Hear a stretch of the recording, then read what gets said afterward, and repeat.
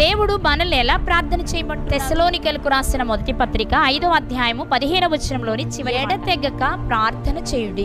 ఇక్కడ చెప్పబడిన మాట, ప్రార్థన చేయాలట, ఎడతెగక చేయాలి. ఎడతెగక చేయాలి అంటే నిత్యము చేయాలి. అలాగే మరో మాట చూస్తే మనము లూకాసు వార్త 18వ అధ్యాయం వచనం, వారు విసుగక నిత్యము ప్రార్థన చేయుచుండవలెను అనుటకు ఆయన వారితో ఈ ఉపమానము చెప్పాను.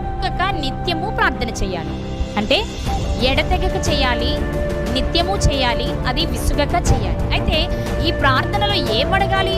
నిత్యము చేయమన్నారు కదా అని ప్రతి క్షణం నీ అవసరాల గురించి చేయడం కాదు.